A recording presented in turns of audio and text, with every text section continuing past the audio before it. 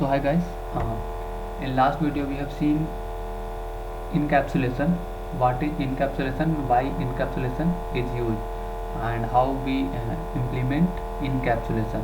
So in this video we are going to see abstraction. So what abstraction is, what are the use of abstraction, and why we are using abstraction. Apart from that, how we are implementing abstraction. So abstraction, if you go directly in one word, single line, we can say ki detail hiding. Abstraction is detail hiding. Basically we are hiding the details, but what are the purpose of hiding the details? So there are lots of lots of aspect of this. So let's see what abstract is. So abstract something means basically we are not providing the complete information. Abstract, it's abstract, we are not providing anyone to complete information. So suppose we have created any class, that class not related to int entity only, like a student teacher only. Suppose there is a class like calculate a student marks, class name is calculate a student marks. So that class will have all the functionality that will calculate the student marks according to their CGP or number, whatever things. So let's see ki calculate. Okay, let's try to open one first.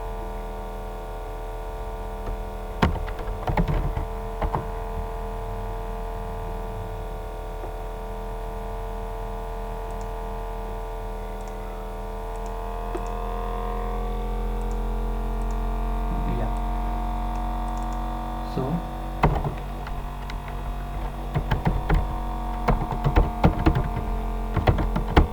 calculate marks, class is calculate marks. This will have some functionality like it will calculate percentage, it will calculate percentage, it will calculate marks,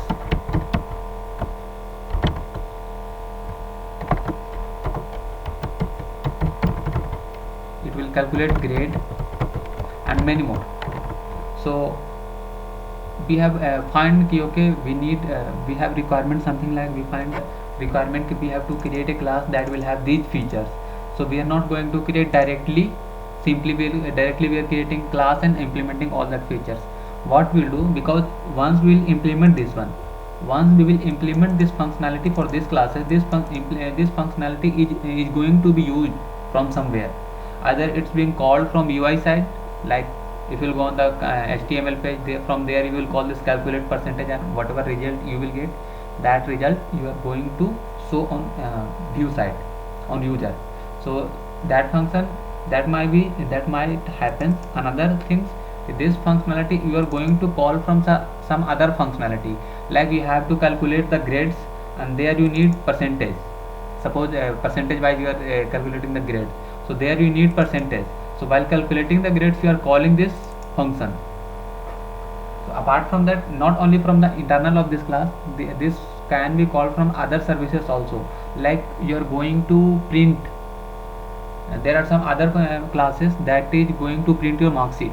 So mark sheet will need your marks, all the marks, and calculated marks and percentage, grade, all the things. So that mark sheet print class is going to use this calculate percentage, calculate marks, and calculate grade, and then whatever result will come here, that will be printed on that mark sheet.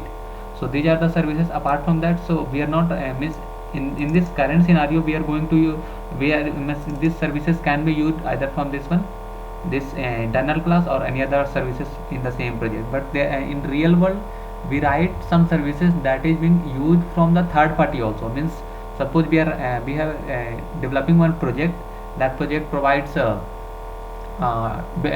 banking transaction. Let's see banking transaction. So any bank, let it be. So we are going to implement the banking transaction. So banking transaction provides one service for to do the UPI transaction. So UPI transaction, if you will see, if you will go for any UPI like Google Pay or Bheem UPI or any UPI, Phone Pay or anything. So these all banks associated, these all UPI provider is associated with any bank. So if you will go with Google Pay is associated with SBI. So what actually happening? Actually that services is provided by SBI Bank. So SBI providing some API basically they are providing some services. These services you can call from anywhere and I will do the transaction. So all the transaction things is implemented by SBI, and that services is provided to UPI guy, and it can be anything, means Google Pay is associated with SBI, but another UPI provider also can associate with that guy, with that bank. So same thing happening ki that service is written by SBI and that service is being used by Google Pay. So what happening inside Google, basically SBI have written any services like fund transfer, fund transfer or anything, whatever things, check balance, send money, or what, get update, whatever things. So what he has implemented, SBI has implemented the services. Now SBI is going to give these services to this Google Pay. So Google Pay, what he will be, he will say okay, these are the structure, these are the API, this API will return, like suppose API name is something like get balance, API name is get balance. So it is SBI is going to say ki I have one service that name is get balance, then you need to pass the data. So whatever account number you have to pass, or mobile number you have to pass. So suppose that service is implemented by mobile number, then you have to pass get balance, mobile number, or, so let's make it inside curly braces. So either you have to pass the mobile number or you can pass UPI ID. So what you have to say, simply just pass get balance, pass the data, and then this records will go to the SBI service. It will check that mobile number or that UPI, verify for that UPI ID. Once it will be verified, it's going to send the OTP. I have sent the OTP, or if I think, okay, yeah, in UPI OTP is not required. Okay, so it's going to verify firstly okay, this UPI is valid. Now I need UPI pin to complete the transaction. So it will send one response ki okay, this is valid, give me the pin. Then again Google UPI going to provide the pin. So once that pin will come here, again it will SBI have one service, verify pin. So it will verify pin, and once the verified pin, then this transaction is going to be completed. So what's happening inside, it's calling not only one services, there are many services. Sequence of service may vary, like firstly going to verify the pin, then only he will call that get balance service, or firstly he is going to call the get balance and then it will keep that hold.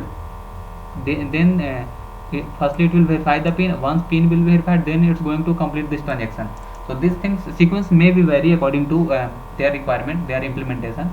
But what SBI is doing, SBI has implemented the get balance internally. They are accessing the database, they are accessing the any other services like SBI service.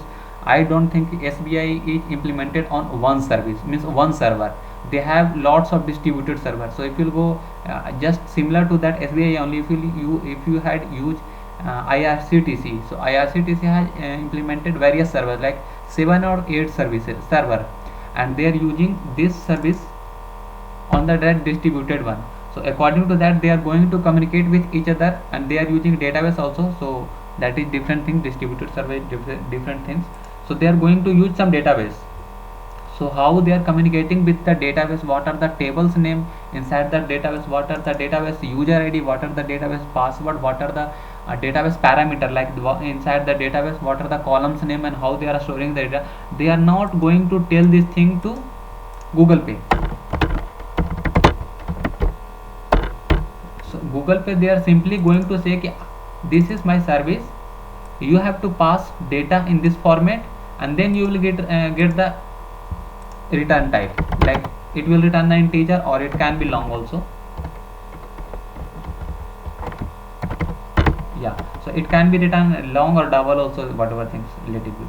So it simply they are going to say कि these are the services you have to call, these are the parameter you need to pass while calling these services, and once this service will complete three scenario, either it will succeed, then you are going to get whatever result, expecting result is long. If this transaction is going to fail, in that scenario you are going to receive some exception. And also they provides ki these are the expected exception list. Like suppose you have implemented one API and someone asking you ki provide me the documentation for this API so that I can call this API. So we are not going to okay, suppose I have implemented the services, so I'm not going to call that guy ki okay, you use this API, pass this parameter, and this one will like this one. So no, we are not going to communicate like this. We communicated through documentation. So what we'll do, we will prepare one documentation where we will say okay, this is the API name, this is the return type, this is the input parameter. Here it's one parameter, it may be many parameter also. So we are going to provide these are the list of input parameter, and these are the type of exception you are going to receive. Everyone will have some brief line of a structure, like if long return type is long, then we have brief intro about that this thing ki okay, whatever if your transaction will complete, then you are going to receive the balance, and that will be long. So you have to pass either mobile number or API ID. This is the type of API, and what are this data, what are the exception, and what are the exception, I mean basically expected result of that exception. Suppose you got exception something like no money exception or no amount exception. So no amount, what does it mean by no amount exception? That is custom exception. Of course Java not providing no amount exception, but suppose SBI has providing some exception name is no amount exception. So what does it mean of no amount exception? So they will provide okay, if you will get the no amount exception, then what will the code of exception, like it code will be like 401, anything can be happen according to their planning. So this is the code, and this is the way if you will get no amount exception, it means what the amount you are going to, here it's get balance. Suppose you are going to transfer the amount somewhere. So if you are getting no amount exception, this is the code, it means whatever amount suppose you are going to transfer 10,000 amount, 10,000 rupees, but you don't have 10,000 rupees in your account. So there, in that scenario you are going to get no amount exception. What does it mean? It means this, if you will get this exception, it means you don't have that much amount in your account. So according to exception you can show user you don't have, here you will get exception, but here you can show ki no enough amount, something like this.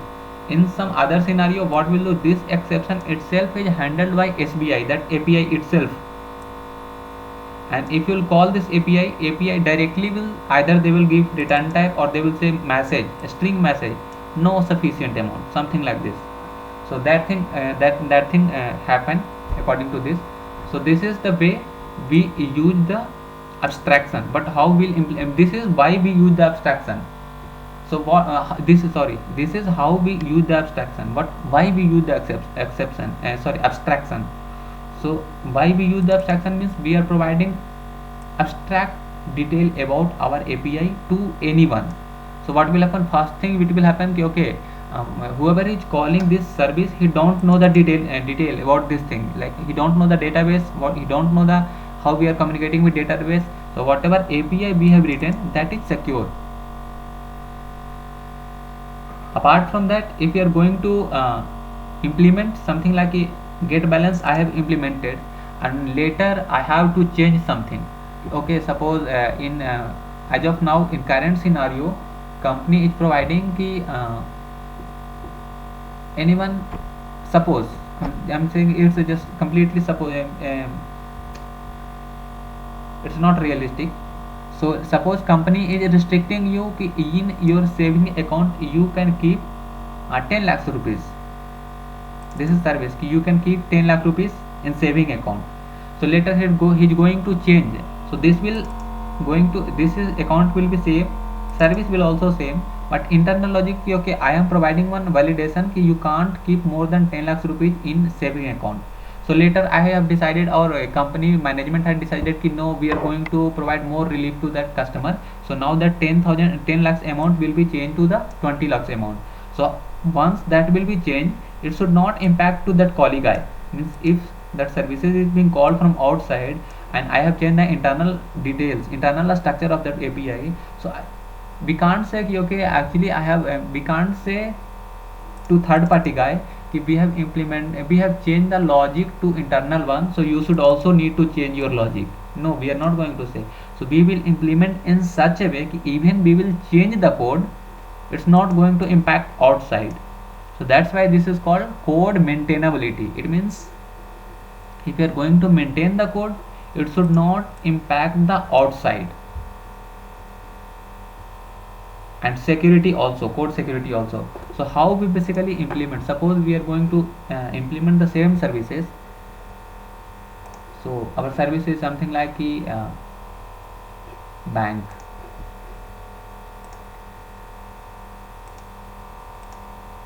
So let's create one class,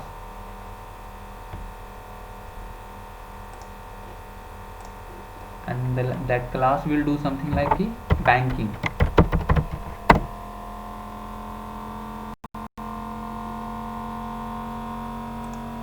So this banking class will have one service like public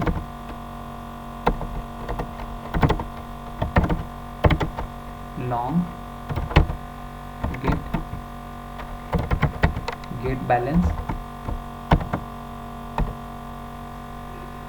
and it will return. As of now I am returning null. So this is the service. It will take some a string, or it should be integer also, that depends. So it will take account number or UPI ID. It will take UPI ID, and then one more service is something like verify pin.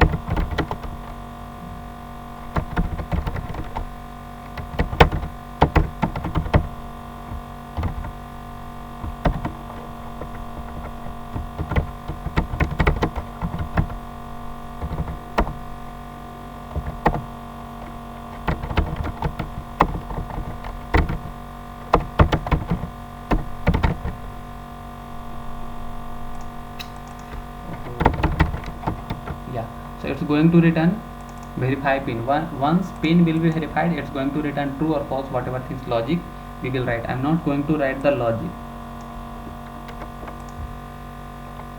One is transfer amount.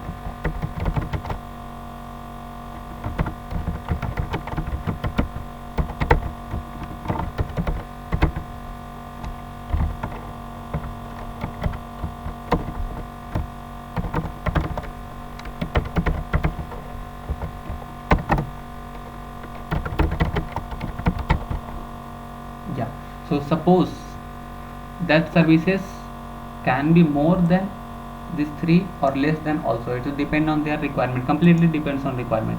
So suppose this is the class and this class have, these are the services.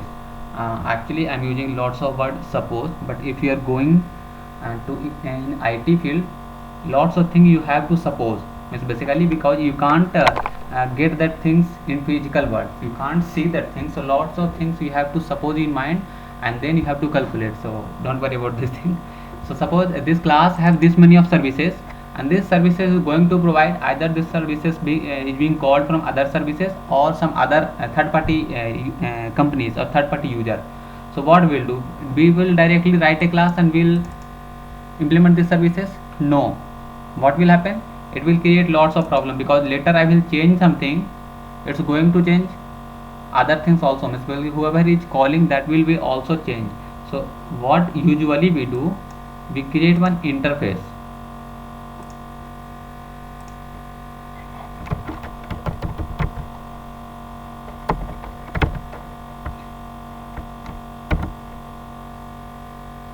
Yeah, so this is interface name you can give anything, but I prefer to give interface. Since it is interface, so it will start from I.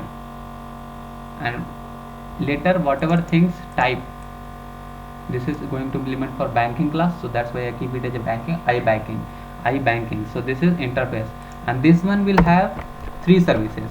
So suppose first one will public, it will return long, and then it will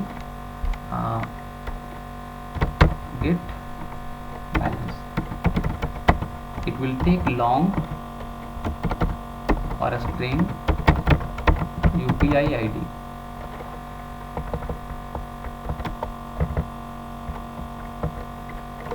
So this is services. Let one more services is public boolean verify pin, and it will take let's say integer,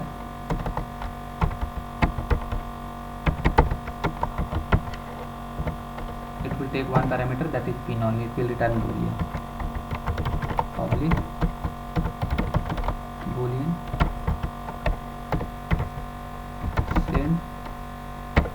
send money, it's going to take amount. So these are the services this interface should have. So what we do, rather than writing direct services inside this class, basically we will implement the services in this class only, but we are not going to write directly. What we do, we will implement that interface.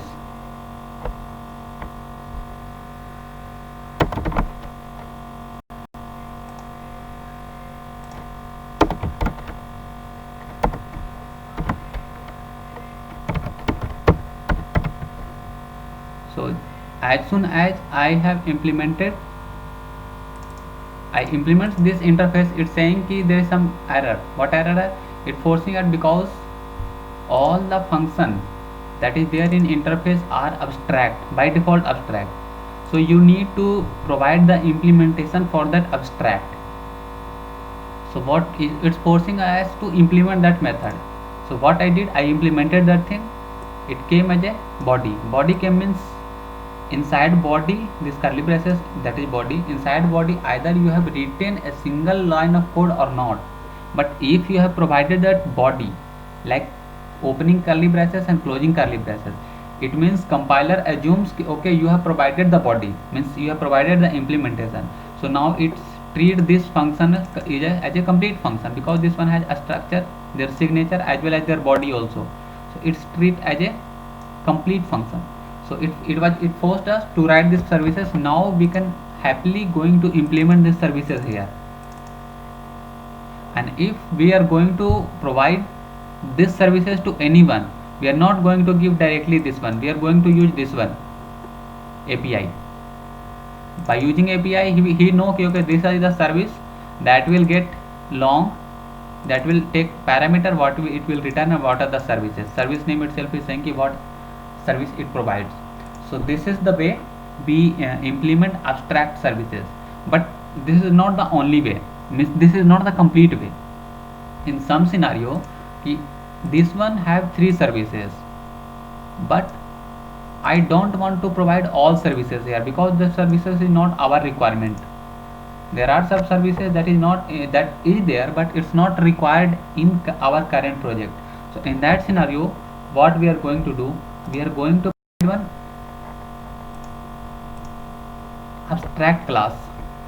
So abstract class I am going ki okay, banking, partial banking.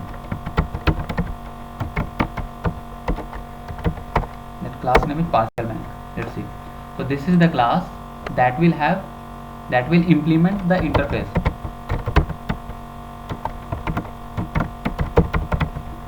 So it implemented.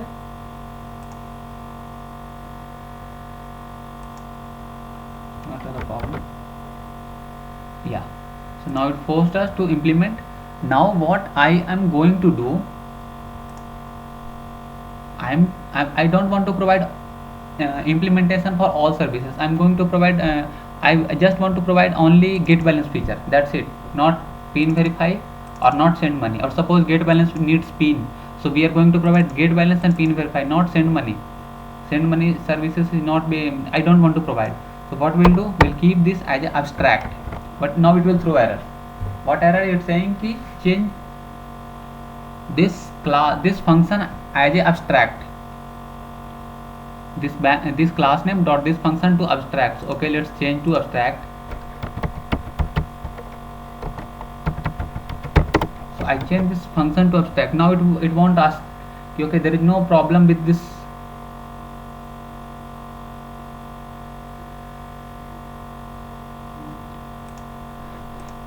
Now there is no problem with this function. Now it's saying ki in complete class means whatever class you are creating that have some feature, that have some property, all is implemented completely. They are complete implementation, so that is called complete class.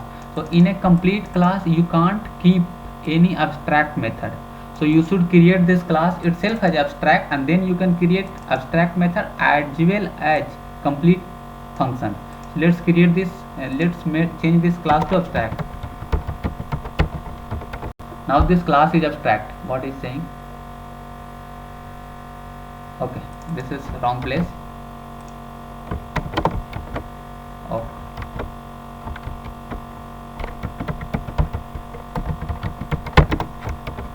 So this is the correct place. So what is saying ki abstract function can be written only inside abstract class, and in abstract class you can write abstract function as well as complete function also. So what is the problem? What are the problem? In, I think in previous class I told you ki you can write constructor of this class, but you can't initialize.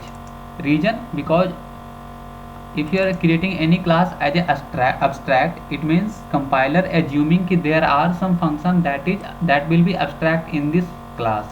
So if you will create the constructor, if you will write the constructor and you will try to create the constructor, how he will run? You are trying to call send money, and send money body itself is implementation itself is not provided. So how it will run? How it will execute? So that's why Java itself not providing functionality to implement, basically create object of this class directly. So if you want to create this class, you can write the constructor, happily you can write the constructor, but you need to call that constructor from the child of this class. So how we are going to, this is the interface that will complete abstract. This is the abstract class, so this is partial, and this is the concrete class, that is complete class. So this one is going to provide all the functionality, but now it won't implement banking. Now it will extend.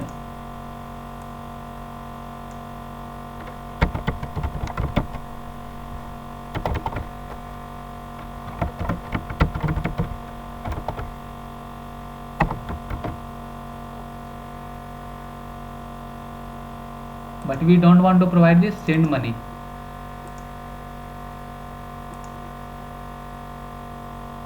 So now we can, it should throw some error. Yeah.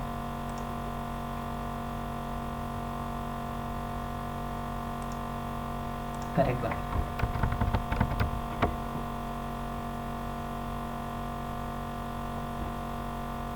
Yeah, correct one. So what we are doing, if we want to implement, if we want to provide the partial implementation, not the complete implementation of abstract class, then we should use the abstract class. But at the end, if you are going to use the class where you will create the object, you have to provide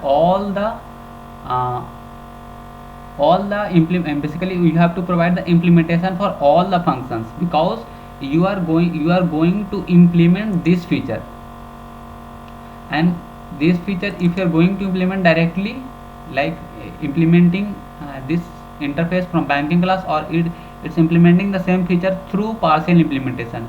But if you have implemented, once you have implemented, you are going to use this feature, so you have to provide that implementation, partial implementation. So if you will see here, if you don't provide this implementation, it's okay, there is no problem with that, because partial implementation is provided in the abstract class.